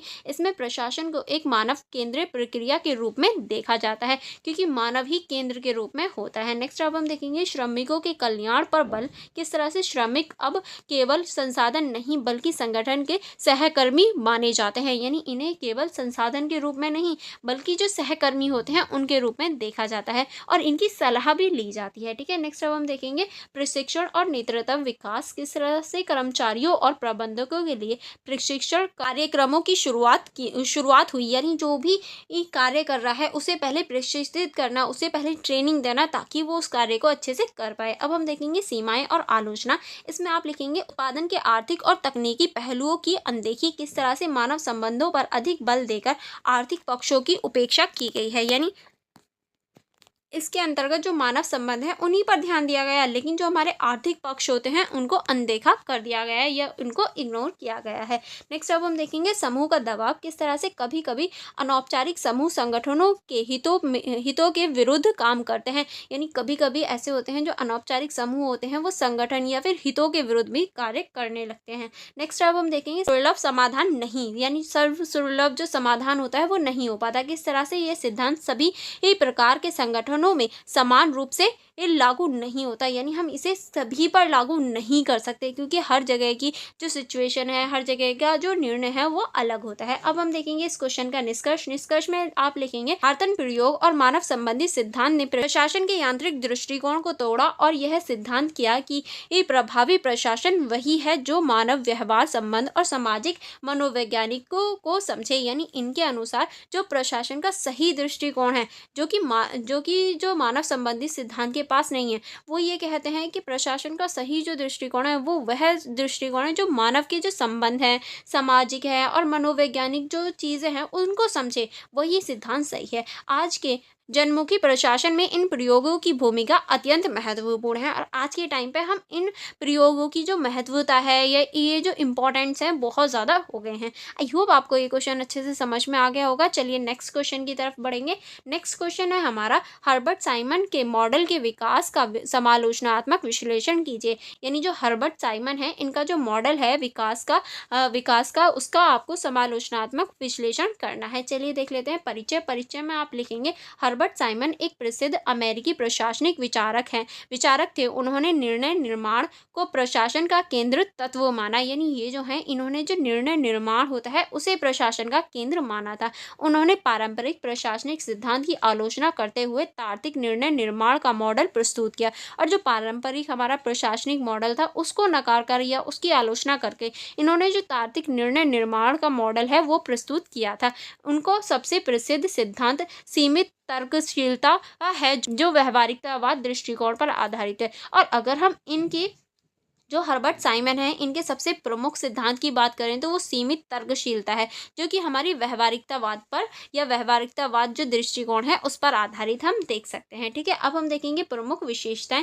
तो इसकी जो प्रमुख विशेषता है वो आप लिखेंगे सीमित तर्कशीलता। किस तरह से साइमन का मानना था कि मनुष्य पूर्ण रूप से तर्कसंगत नहीं हो सकता, क्योंकि उसके पास जानकारी, समय और संसाधन सीमित होते हैं। यानी देखिए, अगर हम ये कहें कि मानव जो है वो हमेशा एक तर्कपूर्ण हो सकता है या तर्क संगत हो सकता है, तो ऐसा पॉसिबल नहीं है। क्योंकि या तो उसके पास जानकारी पूरी नहीं होती, या समय नहीं होता, या संसाधनों की कमी होती है। इसीलिए मानव कभी भी तर्क संगत पूरी तरीके से नहीं हो सकता। वो पूरी चीज़ें या सारी जो चीज़ें हैं वो तर्क के ऊपर डिपेंड नहीं रह सकती उनकी। नेक्स्ट अब हम देखेंगे निर्णय निर्माण प्रक्रिया के चरण। इसकी जो प्रक्रिया है इसके क्या चरण है, तो इसमें आप लिखेंगे साइमन ने निर्णय निर्माण को 3 चरणों में बांटा। यानी साइमन के अनुसार जो निर्णय निर्माण है वो 3 चरणों में होता है। पहला हम देखेंगे बुद्धिवृत्ति समस्या की पहचान करना। बुद्धिवृत्ति का मतलब ही है कि जो समस्या है उसकी पहचान करना। दूसरा होता है हमारा डिजाइन। डिजाइन का मतलब होता है वैकल्पिक संसाधनों की खोज करना, यानी समस्या पता चल गई क्या है, अब उसका सोल्यूशन क्या है वो खोजना हमारा दूसरा पॉइंट हो जाता है। ठीक है, एंड नेक्स्ट होता है हमारा विकल्प, यानी सर्वोत्तम विकल्प का चयन करना। अब हमें पता चल गया प्रॉब्लम क्या है, प्रॉब्लम का सोल्यूशन क्या है। अब एक सोल्यूशन तो मिला नहीं है, हमें बहुत सारे सोल्यूशन मिले। अब उन बहुत सारे सोल्यूशन में जो सही सोल्यूशन है उसका यूज करना या उसका चयन करना। ठीक है, नेक्स्ट होता है हमारा संतोषजनक विकल्प। इसका मतलब होता है साइमन ने कहा कि मनुष्य सबसे अच्छा नहीं बल्कि पर्याप्त अच्छा विकल्प चुनता है। यानी मनुष्य जो है कभी भी जो सबसे अच्छा विकल्प होता है उसे नहीं चुनता, बल्कि जो पर्याप्त अच्छा विकल्प होता है जो उसके पास अच्छा हो वो उसे चुनता है। ऐसा हो सकता है कि एक ही प्रॉब्लम का आपके पास कोई और सोल्यूशन हो और मेरे पास कोई और सोल्यूशन हो और मेरा वाला बेहतर हो, बट आप अपना वाला चुनोगे क्योंकि आप अपनी सिचुएशन को जानते हैं, चाहे वो अच्छा हो या ना हो, पर जो आपके पास है वो आप वाला बेहतर चुनोगे। ठीक है, नेक्स्ट अब हम देखेंगे योगदान। इसमें आप लिखेंगे प्रशासन को वैज्ञानिकता और यथार्थवाद से जोड़ा, यानी जो प्रशासन है उसे वैज्ञानिकता और जो यथार्थवाद है उससे जोड़ा था। निर्णय प्रक्रिया में मानव व्यवहार के महत्व को स्वीकार किया गया, यानी जो भी निर्णय प्रक्रिया होती है उसमें जो मानव व्यवहार है उसके महत्व को स्वीकार किया गया। नेक्स्ट अब हम देखेंगे पारंपरिक सिद्धांत आधारित दृष्टिकोण की आलोचना की और प्रशासन को विश्लेषणात्मक ढंग में रखा, यानी जो इन्होंने सिद्धांत है उसकी आलोचना करते हुए जो प्रशासनिक विश्लेषणात्मक ढांचा है उसमें इन्होंने रखा था। ठीक है, चलिए आगे बढ़ेंगे। आगे हम देखेंगे समालोचनाएं। इसकी क्या समालोचना है, तो इसकी समालोचनाओं में आप लिखेंगे अत्यधिक व्यवहारिकतावाद दृष्टिकोण। किस तरह से अत्यधिक व्यवहारिकतावाद दृष्टिकोण है, इसमें आप लिखेंगे साइमन का मॉडल व्यवहार पर अत्यधिक केंद्र है और प्रशासन की सामाजिक, राजनीतिक और नैतिक जटिलताओं की उपेक्षा करता है। यानी ये जो मॉडल है ये व्यवहार पर अत्यधिक केंद्रित है या व्यवहार पर बहुत ज़्यादा केंद्रित है, जिसकी वजह से प्रशासन की जो सामाजिक, राजनीतिक और नैतिकता जटिलता है उनकी अनदेखी करता है, उनकी उपेक्षा करता है। नेक्स्ट अब हम देखेंगे सैद्धांतिक अस्पष्टता। किस तरह से जो सैद्धांतिक अस्पष्टता है इसमें आप लिखेंगे की अवधारणा को मापना कठिन है, जिससे इसे व्यवहारिक रूप से लागू करना जटिल हो जाता है। ठीक है, नेक्स्ट अब हम देखेंगे मानवीय तत्वों का सरलीकरण। किस तरह से यद्यपि साइमन मानव व्यवहार को महत्व देते हैं परंतु इनका मॉडल निर्णय प्रक्रिया को अधिक यांत्रिक मानता है। यानी देखिए मानव जो व्यवहार है उसको महत्व तो देते हैं लेकिन जो निर्णय प्रक्रिया होती है उसे सबसे ज्यादा महत्व देते हैं। ठीक है, चलिए आगे बढ़ेंगे। आगे अब हम देखेंगे निष्कर्ष। निष्कर्ष में आप लिखेंगे हर्बर्ट साइमन ने प्रशासनिक सिद्धांत में क्रांतिकारी बदलाव लाए, जो कि अभी हमने देखी कितनी तेजी से इन्होंने बदलाव लाए थे। उन्होंने निर्णय निर्माण को प्रशासन का मूल तत्व बनाकर आधुनिक प्रशासनिक अध्ययन की नींव रखी। हालांकि इनके मॉडल की कुछ सीमाएं भी हैं जो कि अभी हमने देखी थी, फिर भी यह आज की प्रशासनिक व्यवहार को समझने के लिए एक प्रभावी उपकरण प्रस्तुत करता है, क्योंकि सीमाओं के बावजूद ये जो है ये मॉडल जो है बहुत ज़्यादा इंपॉर्टेंट रोल निभाता है। ठीक है, चलिए नेक्स्ट क्वेश्चन की तरफ चलेंगे। देखिए अगर आपको किसी भी क्वेश्चन में कहीं भी डाउट हो तो आप मुझसे कमेंट बॉक्स में पूछ सकते हैं, मैं ज़रूर रिप्लाई दूंगी, अदरवाइज आप मेरे टेलीग्राम ग्रुप में भी पूछ सकते हैं, ठीक है। नेक्स्ट क्वेश्चन है हमारा, रिक्स परिस्थितिकी मॉडल का समालोचनात्मक विश्लेषण कीजिए। यानी जो रिक्स परिस्थितिकी मॉडल है उसका आपको समालोचनात्मक विश्लेषण करना है। किस तरह से, चलिए देख लेते हैं। इसके परिचय में आप लिखेंगे फ्रेड डब्ल्यू रिस्क। यानी फ्रेड डब्ल्यू रिस्क जो है उन्होंने प्रशासन का अध्ययन करने के लिए परिस्थितिकी दृष्टिकोण अपनाया। इन्होंने जो दृष्टिकोण अपनाया था वो परिस्थितिकी दृष्टिकोण अपनाया था, प्रशासन का अध्ययन के लिए अपनाया। उन्होंने यह सिद्धांत दिया कि प्रशासन को केवल उनके कानून और संरचनात्मक रूप से नहीं बल्कि उसके सामाजिक, सांस्कृतिक, आर्थिक, राजनीतिक परिवेश के साथ मिलकर समझा जाना चाहिए। यानी इनका कहना है कि जो कानून है या प्रशासन है उसे सिर्फ कानूनी संरचना के साथ नहीं बल्कि उसकी जो सामाजिक, सांस्कृतिक, आर्थिक और राजनीतिक जो प्रवेश है उसके साथ में उसे जोड़कर देखना चाहिए, ठीक है। अब हम देखेंगे प्रमुख विशेषताएं कि इसकी क्या क्या प्रमुख विशेषताएं हैं। तो इस सिद्धांत की जो प्रमुख विशेषताएं हैं उसमें आप पहले लिखेंगे प्रशासन और पर्यावरण के बीच अंतःक्रिया। किस तरह से जो प्रशासन है और पर्यावरण है उसके बीच में अंतःक्रिया होती है, इसमें आप लिखेंगे प्रशासनिक प्रणाली अपने वातावरण, समाज, राजनीतिक, संस्कृति से प्रभावित होती है और उनके अनुसार कार्य करती है, जिसकी वजह से क्या होता है, जो प्रशासन है वो हमारे समाज या फिर जो राजनीति है, संस्कृति है, उस पर आधारित हो जाती है कार्य करने के लिए, ठीक है। चलिए आगे बढ़ेंगे। आगे अब हम देखेंगे प्रिज्मेटिक समाज। किस तरह से रिक्स ने विकासशील देशों को प्रिज्मेटिक समाज कहा, जहां परंपरागत और आधुनिक प्रशासनिक तत्व मिश्रित रूप से कार्य करते हैं। यानी जो हमारे विकसित समाज हैं या ये कहूँ जो विकसित देश हैं उन्हें प्रिज्मेटिक जो समाज है उसमें रखा गया, क्योंकि यहाँ हम परंपरागत और जो हमारी आधुनिक चीज़ें हैं उनका मिश्रित जो रूप है वो देख सकते हैं। नेक्स्ट अब हम देखेंगे सल्यूटा मॉडल। इसमें आप लिखेंगे इसमें फ्यूजनेस, हाइड्रोजेनिसिटी और ओवरलैपिंग जैसे तत्वों को बताया गया है। यानी इसके अंतर्गत जो एकीकरण है, विविधता है और जो कार्य का दोहरापन है उसको बताया गया है, ठीक है। चलिए आगे बढ़ेंगे। आगे अब हम देखेंगे रिक्स के मॉडल की उपयोगिता। यानी जो रिक्स है इसका जो मॉडल है इसकी क्या उपयोगिता है। तो पहले आप इसमें लिखेंगे विकासशील देशों के प्रशासन को समझने में ये सहायक होता है। नेक्स्ट आप इसमें लिखेंगे पारंपरिक पश्चिमी मॉडल की सीमाओं को उजागर करता है। यानी जो पारंपरिक पश्चिमी मॉडल है उसकी जो सीमाएं हैं, उसकी जो कमियां हैं, ये उसको भी उजागर करता है। नेक्स्ट अब हम देखेंगे प्रशासन को स्थिर जड़ प्रणाली ना मानकर एक गतिशील प्रक्रिया के रूप में प्रस्तुत करता है। यानी प्रशासन को एक जड़ प्रणाली या फिर स्थिर ना मानकर उसे एक गतिशील प्रक्रिया के रूप में प्रस्तुत करता है। नेक्स्ट अब हम देखेंगे समालोचनात्मक विश्लेषण। इसमें आप लिखेंगे अत्यधिक सैद्धांतिक और जटिल। किस तरह से ये अत्यधिक सैद्धांतिक या फिर जटिल है, इसमें आप लिखेंगे रिक्स के मॉडल की भाषा और अवधारणा जैसे फ्यूजनेस, हेट्रोजिनिसिटी आदि छात्रों और नीति निर्माताओं के लिए कठिन है। यानी ऐसे वर्ड्स का इसमें यूज़ किया गया है जो छात्रों के लिए भी और जो नीति निर्माताएं होते हैं उनके लिए भी कठिन हो जाता है। नेक्स्ट अब हम देखेंगे अत्यधिक समान्वयीकरण। किस तरह से विकासशील देशों की विविधताओं को एक ही मॉडल में समेटना उचित नहीं, सभी देश एक जैसे नहीं होते। यानी इन्होंने क्या किया, जो विकासशील देश हैं उन्हीं को सभी को एक ही मॉडल में इन्होंने समेट दिया, सभी को एक ही दृष्टिकोण से देख लिया। अब देखिए सभी जो देश हैं वो एक जैसे तो नहीं हो सकते, उनकी जो स्थितियाँ वो अलग अलग होती है। अब देखिए हमारे देश की, हम भी विकासशील हैं बट हमारे देश की सिचुएशन अलग है, पाकिस्तान भी विकासशील है, पाकिस्तान की सिचुएशन अलग है। तो हम दोनों की जो तुलना है वो एक ही उसमें नहीं की जा सकती, दोनों की जो सिचुएशन है वो अलग अलग हो सकती है, ठीक है। नेक्स्ट अब हम देखेंगे व्यवहारिक उपयोगिता की कमी। मॉडल सैद्धांतिक रूप से समृद्ध है, नीतिगत स्तर पर इसके सुझाव स्पष्ट नहीं है। यानी जो सैद्धांतिक है वो तो बहुत अच्छा है पर जो नीतिगत है उसमें अभी भी सुझाव या फिर जो स्पष्टता है उसकी कमी हम देख सकते हैं। नेक्स्ट अब हम देखेंगे संस्कृति पर अत्यधिक जोर। किस तरह से प्रशासनिक समस्याओं के लिए केवल सांस्कृतिक कारणों को जिम्मेदार ठहराना एक तरफा विश्लेषण हो जाता है, क्योंकि ये सिर्फ सांस्कृतिक जो कारण होते हैं उन्हीं को जिम्मेदार ठहराते हैं और जो प्रशासनिक जो कमियां होते हैं उनको नजरअंदाज कर देते हैं। नेक्स्ट अब हम देखेंगे इस क्वेश्चन का निष्कर्ष में आप लिखेंगे रिस्क का परिस्थितिकी मॉडल प्रशासन को एक समग्र और गतिशील दृष्टिकोण से समझने का प्रयास करता है। यह विशेष रूप से विकासशील देशों के प्रशासन की जटिलताओं को उजागर करता है। हालांकि इसकी कुछ सीमाएं भी हैं, फिर भी यह प्रशासनिक अध्ययन में एक महत्वपूर्ण योगदान माना जाता है। क्योंकि देखिए इसकी सीमाओं के बावजूद ये बहुत ज़्यादा इंपॉर्टेंट रोल निभाता है हमारे समाज में, हमारे प्रशासन में, ठीक है। नेक्स्ट क्वेश्चन है हमारा, नई सार्वजनिक प्रबंधन की मुख्य विशेषताएं क्या हैं। यानी जो नई सार्वजनिक प्रबंधन है इसकी जो मुख्य विशेषताएं हैं वो क्या क्या हैं ये आपको बताना है। तो परिचय से स्टार्ट करेंगे। परिचय में आप लिखेंगे नई सार्वजनिक प्रबंधन, जिसको हम NPM भी कहते हैं।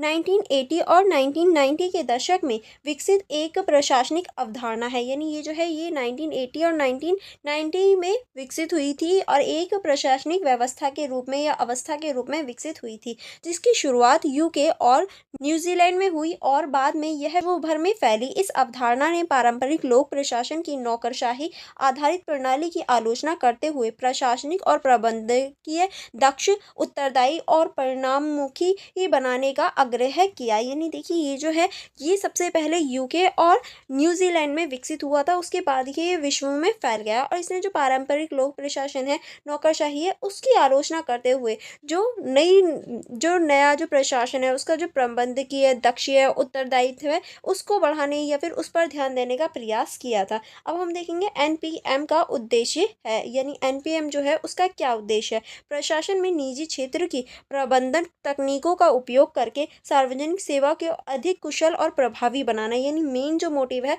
वो सार्वजनिक जो सेवाएं होती हैं उसको अधिक कुशल या ये कहें सार्वजनिक जो सभी के लिए सेवा होती हैं उनको अच्छा बनाना है। ठीक है, नेक्स्ट अब हम देखेंगे नागरिक नहीं ग्राहक। किस तरह से नागरिक जो हैं वो नहीं होते, ग्राहक होते हैं। किस तरह से NPM के अनुसार जनता को अब केवल नागरिक नहीं बल्कि ग्राहक माना जाता है। यानी NPM के अंतर्गत जो जनता है उसे नागरिक ना मानकर ग्राहक के रूप में देखा जाता है। इसका मतलब है कि सरकार सेवा लोगों को बेहतर और उत्तरदायी रूप से प्रदान करती है ताकि जो लोग हैं वो अच्छी तरीके से जो सुविधा है उसको प्राप्त कर पाए। नेक्स्ट अब हम देखेंगे दक्षता और प्रभावशालिता का पर बल। किस तरह से जो दक्षता है और प्रभावशालिता है उस पर बल दिया गया है। नई सार्वजनिक प्रबंधन में संसाधनों का अधिकतम उपयोग कर कम लागत में अधिक सेवा देने पर जोर दिया गया ताकि कम लागत लगे और सेवा जो है वो अधिक दी जा सके। उदाहरण के रूप में आप लिखेंगे निजी क्षेत्रों की तरह परफॉर्मेंस इंडेक्टर जो है उसे अपनाया गया है। ठीक है, नेक्स्ट अब हम देखेंगे इनपुट और परिणाम मुखी दृष्टिकोण। किस तरह से इसमें हम देखेंगे NPM केवल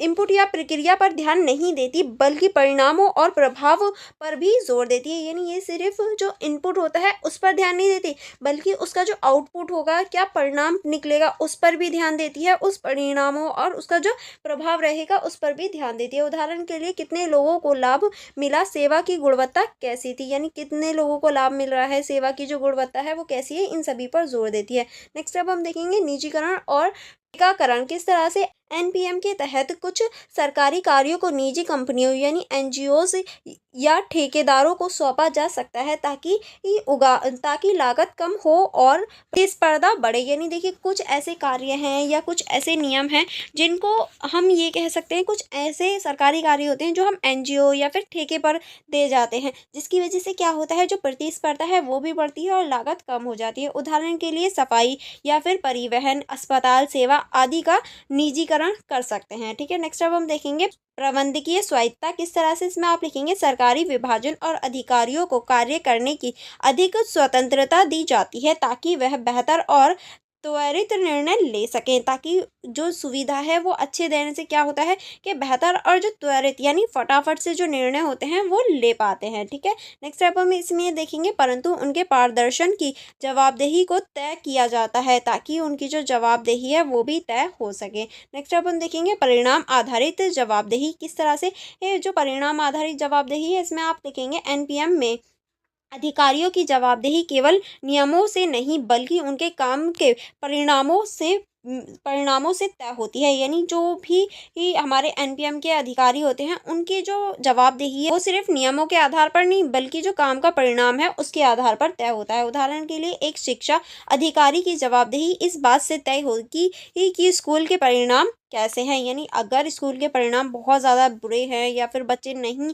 ही रेगुलर हैं तो इसका जवाब देगा टीचर। अगर बच्चे रेगुलर हैं, बच्चे खूब अच्छे से पढ़ाई कर रहे हैं तो उसे जवाब देने की कोई भी आवश्यकता नहीं है। यानी उससे हमें पता चल रहा है कि हाँ टीचर अच्छा कार्य कर रहा है। नेक्स्ट अब हम देखेंगे प्रतिस्पर्धा का समावेशन। किस तरह से विभिन्न सरकारी और गैर सरकारी एजेंसियों को एक दूसरे से प्रतिस्पर्धा करने की छूट दी जाती है ताकि सेवा की गुणवत्ता बेहतर हो सके। अब देखिए अगर प्रतिस्पर्धा या ये कहूँ कॉम्पिटिशन ना हो तो सेवा की जो गुणवत्ता है वो ख़राब हो सकती है। किस तरह से, अगर मैं आपके लिए मैं अभी का उदाहरण लूँ तो देखिए अभी क्या है, के बहुत सारे लोग ऐसे हैं कि हाँ, हम ये नहीं, अगर आप यूट्यूब पे कुछ भी सर्च करोगे तो आपको हज़ारों टीचर मिल जाएँगे। लेकिन हज़ारों टीचर ये कोशिश करते हैं कि हमारा बेस्ट हो, जिसकी वजह से जो बेस्ट मटेरियल होता है वो आपके पास पहुँच पाता है और प्रतिस्पर्धा भी बेस्ट मटेरियल को पहुँचाती है। उदाहरण के लिए कई बीमा कंपनियों से सरकारी कर्मचारियों के लिए स्वास्थ्य बीमा करवाना, ये भी एक प्रतिस्पर्धा का उदाहरण लिख सकते हैं। नेक्स्ट अब हम देखेंगे निजी क्षेत्रों की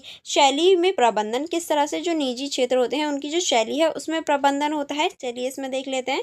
इसमें आप लिखेंगे एनपीएम में सरकारी कामों को निजी क्षेत्र की तरह चलाने की बात की जाती है, जैसे लक्ष्य निर्धारण, बजट नियंत्रण, समयबद्धता और व्यावसायिक दक्षता, ताकि जो सरकारी क्षेत्र है वो अच्छे से चल सके जैसे निजी क्षेत्र चलते हैं। ठीक है, चलिए अब हम नेक्स्ट देखेंगे। नेक्स्ट है हमारा परिणाम आधारित बजटिंग। किस तरह से जो परिणाम आधारित बजटिंग होती है, इसमें आप लिखेंगे एनपीएम के तहत बजट केवल खर्च के आधार पर नहीं बल्कि उत्पादन और सेवा के प्रदर्शन के आधार पर भी तय किया जाता है। क्योंकि ऐसा नहीं है कि हमने बजट तय कर दिया और उस पे जो उत्पादन है, सेवा है, उसका कोई मतलब ही नहीं है। नहीं, बजट जो हमारा बजट होता है वो उत्पादन और जो सेवा होती है उसके प्रदर्शन के आधार पर होता है। उदाहरण के लिए यदि किसी योजना से अपेक्षित परिणाम नहीं मिले तो अगली बार उसका बजट घटाया जा सकता है। यानी देखिए, अगर कोई योजना चलाई जा रही है लेकिन उसका जो परिणाम है वो अच्छा नहीं निकल रहा, तो अगली बार जो उसका बजट बनाया जाएगा ना उस परियोजना, या तो उस परियोजना को खत्म कर दिया जाएगा, लेकिन अगर फिर भी बनाया जाएगा तो उसका बजट लो रखा जाएगा। ठीक है,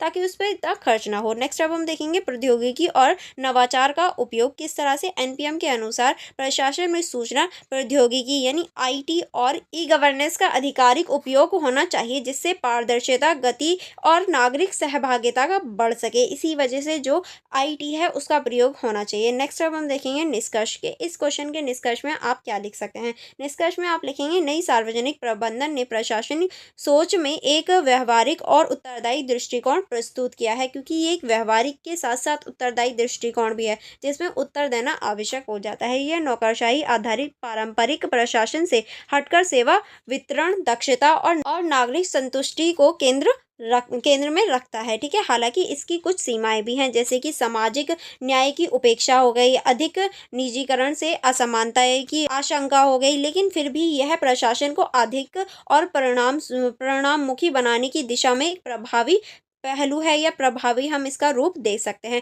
यानी देखिए, इसकी सीमाएं तो हैं, लेकिन सीमाओं के साथ साथ यह अभी भी बहुत ज़्यादा प्रभावी, हम इसका प्रभाव देख सकते हैं। ठीक है, नेक्स्ट अब हम देखेंगे नेक्स्ट क्वेश्चन है हमारा डिजिटल सरकार क्या है। यानी इस क्वेश्चन में हमें बताना है कि डिजिटल सरकार आखिर होती क्या है। तो परिचय से स्टार्ट करेंगे। परिचय में हम देखेंगे डिजिटल सरकार वह प्रशासनिक व्यवस्था है जिसमें सरकार सूचना और संचार प्रौद्योगिकी यानी आईसीटी का उपयोग करके नागरिक, व्यवसाय और अन्य सरकारी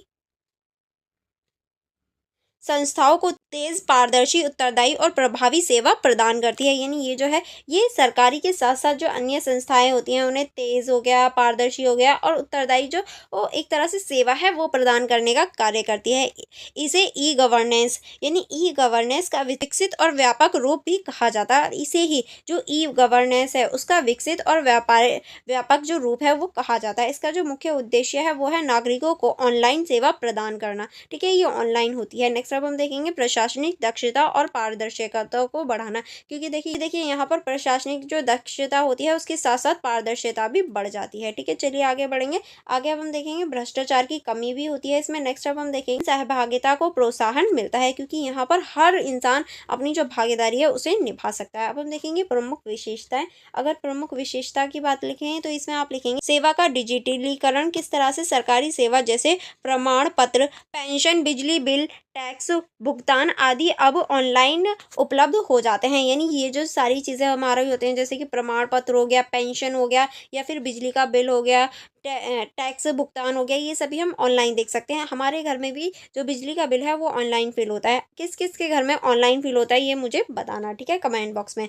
नेक्स्ट अब हम देखेंगे एकल मंच। किस तरह से नागरिकों को कई सेवा एक ही प्लेटफॉर्म पर मिल जाती हैं। ऐसा नहीं है, अलग अलग प्लेटफॉर्मों पे जाना होता है। उदाहरण के लिए डिजिटलीकरण, उपगम ऐप, आधार पोर्टल, इस तरह से आप इनका उदाहरण ले सकते हैं। नेक्स्ट अब हम देखेंगे पारदर्शिता और जवाबदेही। किस तरह से डिजिटल माध्यम से कार्यों की निगरानी आसान हो जाती है, जिससे भ्रष्टाचार कम होता है और सरकार की जवाबदेही बढ़ जाती है। यानी जो भ्रष्टाचार जैसी चीज़ें होती हैं वहाँ ये सारी चीज़ें हम कम देख सकते हैं। ठीक है, नेक्स्ट अब हम देखेंगे जन सहभागिता, किस तरह से नागरिक सोशल मीडिया इन फीडबैक और ई पिटीशन के माध्यम से सीधे शासन में भाग लिया जा सकता है। यानी अब हम ऑनलाइन के माध्यम से जो ई पिटीशन होती है ऐसी चीज़ें करके शासन में डायरेक्ट भाग ले सकते हैं ऑनलाइन। उदाहरण के माई गोव पोर्टल जो है ये इसका एक उदाहरण हो जाता है। नेक्स्ट अब हम देखेंगे समय और लागत की बचत, किस तरह से नागरिकों को दफ्तरों के चक्कर नहीं लगाने पड़ते, जिससे समय श्रम धन की बचत हो जाती है। इसकी वजह से क्या होता है, नागरिक अपने घर बैठे बैठे ही न्याय ले लेते हैं। नेक्स्ट अब हम देखेंगे डिजिटल सरकार के लाभ,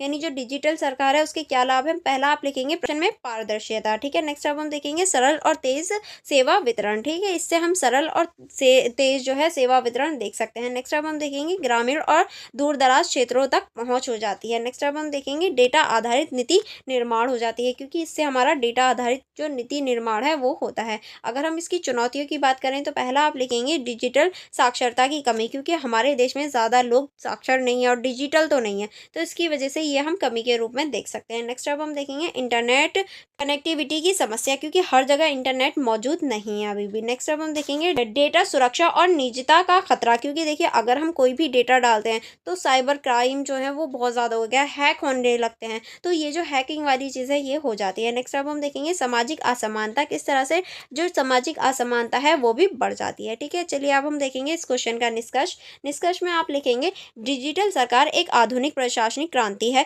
जो शासन को अधिक उत्तरदायी, प्रभावी और नागरिकोन्मुख बनाता है। ठीक है, यह पारंपरिक नौकरशाही से हटकर तकनीकी और पारदर्शिता आधारित प्रदर्शन को बढ़ावा देता है, क्योंकि देखिए जो हमारी पारंपरिक नौकरशाही है उसको हटाकर जो डिजिटल और जो हमारी तकनीकी चीज़ हैं उनको लाता है। भारत जैसे लोकतांत्रिक और विधायीपूर्ण देशों के लिए डिजिटल सरकार लोकतंत्र की मजबूती और सुशासन की दिशा में एक निर्णायक कदम है, क्योंकि देखिए ये जो है ये हमारे देश को आगे बढ़ाने का कार्य कर रहा है। अब हम देखेंगे नेक्स्ट क्वेश्चन है हमारा, जेंडर को परिभाषित कीजिए तथा इसकी विभिन्न अवधारणाओं की व्याख्या कीजिए। यानी जेंडर क्या होता है इसको परिभाषित करना है, उसकी जो विभिन्न अवधारणा है वो भी आपको बतानी है। चलिए परिचय से स्टार्ट करेंगे। परिचय में आप लिखेंगे जेंडर एक सामाजिक, सांस्कृतिक और मनोवैज्ञानिक अवधारणा है। यानी अगर हम जेंडर को देखें ये सामाजिक, सांस्कृतिक और मनोवैज्ञानिक अवधारणा के रूप में देखी जा सकती है, जो स्त्री और पुरुषों की सामाजिक भूमिकाओं, अपेक्षाओं और संबंधों को परिभाषित करते हैं। क्योंकि देखिए इसमें हम स्त्री और जो पुरुष होते हैं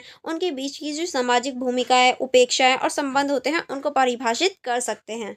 यह केवल जैविक विविधताओं यानी सेक्स पर आधारित नहीं होती, बल्कि ये समाज द्वारा जो गढ़ित भूमिकाएं और पहचान होती हैं उन पर आधारित होती हैं। क्योंकि देखिए जो हमारी शारीरिक बनावट होती है ये उन पर आधारित नहीं देखी जा सकती, बल्कि जो समाज द्वारा गढ़ित जो कथाएं होती हैं, भूमिकाएं होती हैं या फिर जो पहचान होती हैं उनके द्वारा हम इन्हें देख सकते हैं, जो सीमाएं समाज द्वारा लगाई जाती हैं। अब हम देखेंगे लैंगिकता और जेंडर में अंतर, यानी सेक्स और जो जेंडर होता है उसमें क्या डिफरेंसेस होते हैं, उसमें क्या अंतर है। तो इसमें आप लिखेंगे सेक्स जन्म के समय तय होता है और जैविक होता है, यानी जो सेक्स होता है वो जन्म के टाइम पर ही जो तय होना होता है वो हो जाता है, और जो जेंडर जो होता है वो सामाजिक निर्मित है, जो समय और संस्कृति के अनुसार बदलता है। यानी जो जेंडर होता है वो हमारा सामाजिक निर्मित होता है और ये समय और संस्कृति के अनुसार बदल जाता है।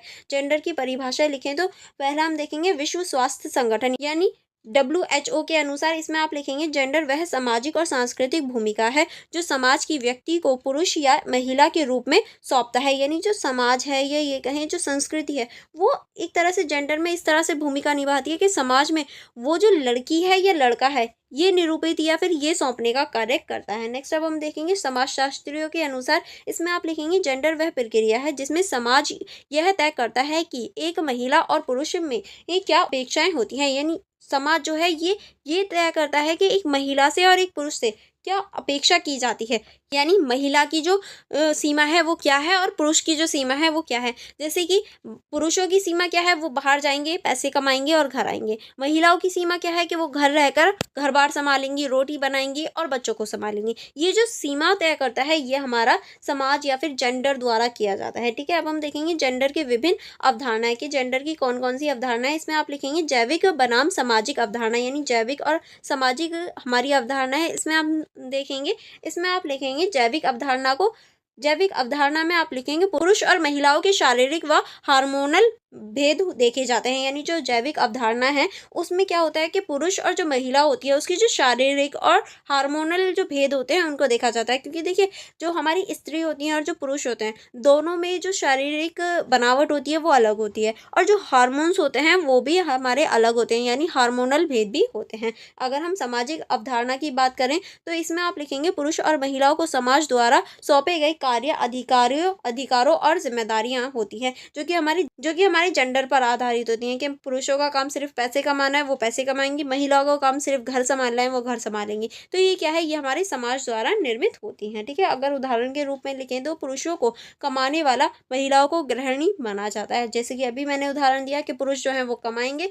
और महिला जो है वो बच्चों को पालेंगी, घर को संभालेंगी, बस इतना। ठीक है, नेक्स्ट अब हम देखेंगे पितृसत्तात्मक अवधारणा, किस तरह से ये दृष्टिकोण समाज की संरचना को पुरुष प्रधान बनाता है, जहाँ पुरुषों का वर्चस्व होता है, जिसकी वजह से क्या है, हम पितृसत्तात्मक, जहाँ पुरुषों का वर्चस्व हो वो पितृसत्तात्मक जो समाज है वो देख सकते हैं। महिला आर्थिक, राजनीतिक और सामाजिक रूप से हाशिए पर रहती है, क्योंकि देखिए महिलाओं को क्या होता है, हमेशा आर्थिक रूप में या फिर राजनीतिक रूप में या सामाजिक रूप में हमेशा जो पुरुष होते हैं उन पर डिपेंड रहना पड़ता है, जिसकी वजह से वो हाशिए या फिर कमज़ोर रहती हैं। अगर महिला घर से भी बाहर निकल रही होती है तो उसे अपने घर के जो पुरुष हैं, चाहे वो बाप हों, बेटे हों या फिर हस्बैंड हो या फिर भाई हो, उनको बताकर जाना होता है। बट आदमियों के साथ ऐसा नहीं होता, वो तो जब चाहें जब चले जाते। तो ये जो भेद हैं ये हमारे समाज द्वारा बनाए गए हैं। उदाहरण के लिए आप लिखेंगे संपत्ति पर पुरुषों का अधिकार, स्त्रियों की कम भागीदारी। यानी संपत्ति जो होती है, अगर आपके भी पापा की या फिर फादर की कोई भी संपत्ति है तो उस पर आपके भाई का अधिकार होगा, ना कि आपका। क्यों? क्योंकि यहाँ पर हमारे समाज में ऐसा ही होता है। वो बात अलग है कि सरकार ने स्त्रियों को भी दिया है, बट पता है क्या सोचते हैं कि हमने इनकी शादी करी है, शादी में जो पैसे लगाए वो वही तो लगा दिया, अब उन्हें संपत्ति में क्यों अधिकार दिया जाए। तो हम ऐसी चीज़ें देख सकते हैं। नेक्स्ट अब हम देखेंगे नारीवादी दृष्टिकोण, किस तरह से जो नारीवादी दृष्टिकोण है उसको देखते हैं। नारीवादी दृष्टिकोण क्या कहता है, यह दृष्टिकोण जेंडर आधारित भेदों के खिलाफ आवाज़ उठाता है, क्योंकि नारीवादी दृष्टिकोण हमेशा जो जेंडर आधारित भेदभाव होते हैं या कमियां होती हैं उनको उजागर करता है। नारीवादियों का उद्देश्य है समान अधिकार, समान अवसर और सामाजिक न्याय का जो उद्देश्य है वो नारीवादी रखते हैं। अगर नारीवाद की अवधारणाओं की बात करें कि इसकी क्या अवधारणा है, तो इसमें आप लिखेंगे उदारवादी नारीवाद, समान कानून और शिक्षा के माध्यम से समानता मापी जाती है या समानता रखी जाती है। अगर मार्क्सवादी नारीवाद की बात करें तो पूंजीवाद और वर्ग भेद को महिलाओं के शोषण का कारण मानते हैं, यानी ये जो है ये पूंजीवाद और जो वर्ग भेद है उसको ही महिलाओं का शोषण की वजह मानते हैं। ठीक है, चलिए आगे बढ़ेंगे।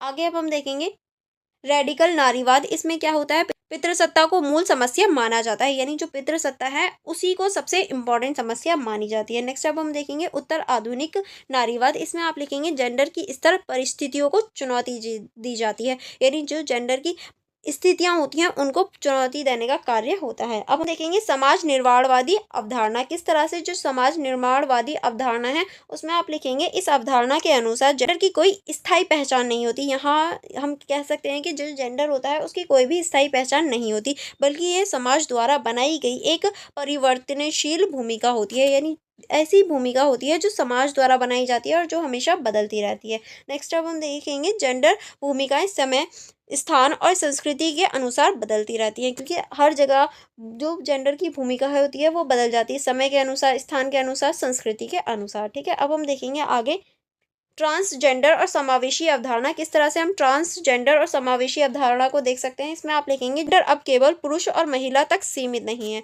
क्योंकि अब जेंडर को सिर्फ पुरुष और महिला तक ही सीमित नहीं रखा जाता। ठीक है, नेक्स्ट अब हम देखेंगे ट्रांसजेंडर, नॉन बाइनरी, जेंडर रक्वीर जैसी पहचान जेंडर की विविधता और आत्म पहचान को स्वीकार करती हैं, यानी हम इन सारी विविधताओं को देख सकते हैं। अब हम आगे चलेंगे, आगे अब हम देखेंगे अंतर आधार दृष्टिकोण, किस तरह से अंतर आधार दृष्टिकोण है। इसमें आप लिखेंगे इस अवधारणा के अनुसार जेंडर को जाति, वर्ग, धर्म, नस्ल आदि जैसे अन्य सामाजिक घटनाओं से अलग नहीं देखा जाता। ठीक है, नेक्स्ट अब हम देखेंगे यह गरीबी दलित महिलाओं को सिर्फ महिला नहीं बल्कि 3 स्तरों पर भेदभाव का सामना करना पड़ता है, यानी जो हमारी दलित या फिर गरीब महिलाएं होती हैं उन्हें सिर्फ महिलाएं होने का भेदभाव या नहीं ऐसी चीज़ें नहीं होती, बल्कि उन्हें 3 स्तरों पर जो भेदभाव है उसका सामना करना पड़ता है, यानी उन्हें 3 स्तरों का भेदभाव देखने को मिलता है। किस तरह से, एक तो महिला होने का, दूसरा भेदभाव होता है उनके साथ में कि वो गरीब हैं, तीसरा होता है कि उनके साथ में जो भी उनकी सैलरी होती है वो उन्हें नहीं दी जाती, यानी पुरुषों से भी नीचे माना जाता है, पुरुषों से हमेशा नीचे माना जाता है। ठीक है,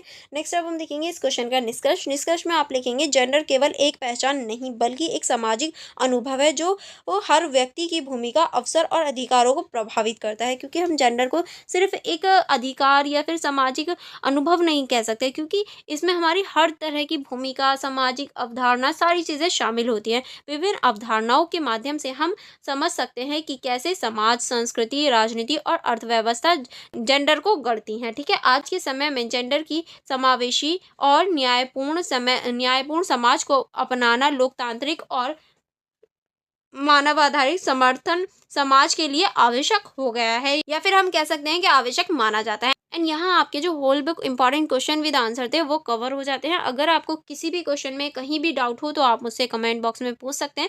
otherwise for more information, for more connectivity, आप मेरे यूट्यूब चैनल को सब्सक्राइब कर लीजिए एंड बेल आइकन को प्रेस कर लीजिए एंड अपने फ्रेंड्स के साथ भी शेयर ज़रूर करना, क्योंकि बहुत ज़्यादा इंपॉर्टेंट है। ठीक है, एंड फॉर मोर कनेक्टिविटी आप मेरा टेलीग्राम ग्रुप ज्वाइन कर सकते हैं, आप मेरी इंस्टाग्राम ID चेकआउट कर सकते हैं। एंड कहीं भी आपको कोई डाउट हो या कोई प्रॉब्लम हो तो आप मुझसे कमेंट बॉक्स में पूछ सकते हैं। एंड आप मेरी वीडियो को लाइक करना एंड अपने फ्रेंड्स के साथ शेयर करना मत भूलिएगा, क्योंकि अकेले अकेले पास होने में कोई फ़ायदा नहीं है जब तक आपकी फ्रेंड भी पास ना हो। तो चलिए आप इस वीडियो को फटाफट से अपने फ्रेंड्स के साथ शेयर कर दीजिए। हम लोग मिलेंगे नेक्स्ट वीडियो में। आप वीडियो को लाइक करना मत भूलिएगा। Thank you for watching everyone.